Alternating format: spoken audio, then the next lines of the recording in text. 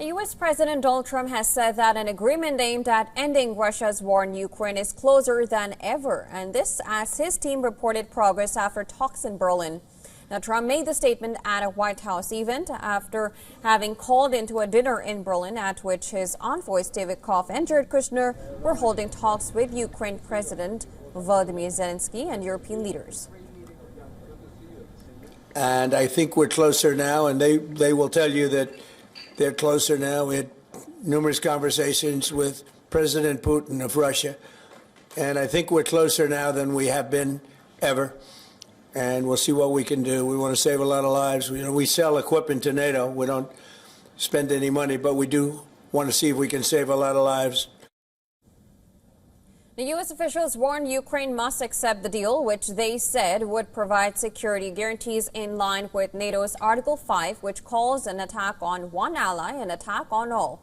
Now, German Chancellor Friedrich Merz praised the U.S. for offering what he called substantial legal and material security guarantees, adding that they were a very important step forward.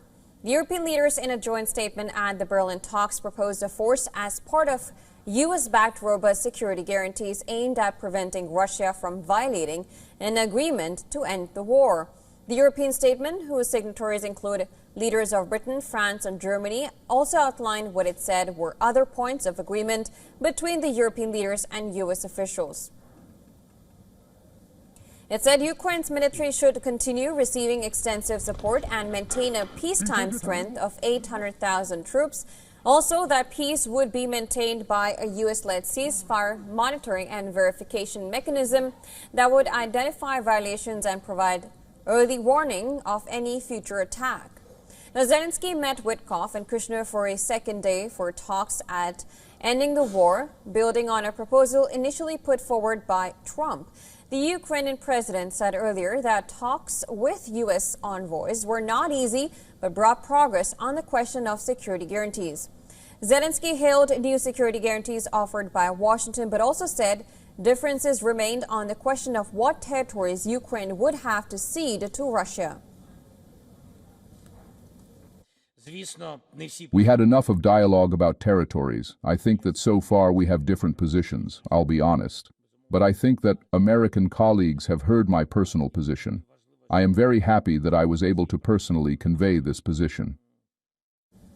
An official briefed on the U.S.-Ukrainian talks earlier told AFP media that U.S. negotiators still want Ukraine to cede control of the eastern Donbas, made up of Donetsk and Luhansk regions. Moscow controls almost all of Luhansk and about 80% of Donetsk region, according to the U.S.-based Institute for the Study of War. The official also said that Russian President Vladimir Putin wants territory and that U.S. was demanding that Ukraine withdraw from the regions. European Union's von der Leyen said decisions on territories are for Ukraine to take. 34 years ago, this month, Ukrainians voted overwhelmingly for independence from Russia. They voted yes to Ukraine being Ukraine. That choice remains unbroken. The Ukrainians defended every day, admirably, on the battlefield. They deserve a peace worthy of their courage. Now, on the sidelines of the talks, Merz also held a bilateral with Zelensky, addressing the media thereafter. The German chancellor suggested Russia consider a Christmas truce. Meanwhile, the exchange of strikes continue. Ukraine Security Services has said it has carried out a special operation against Russia's Navy. It has showed a video footage it claims depicts an underwater drone strike on a Russian Kyiv-class submarine in the Black Sea port of Novorossiysk, leaving the vessel critically damaged and out of action.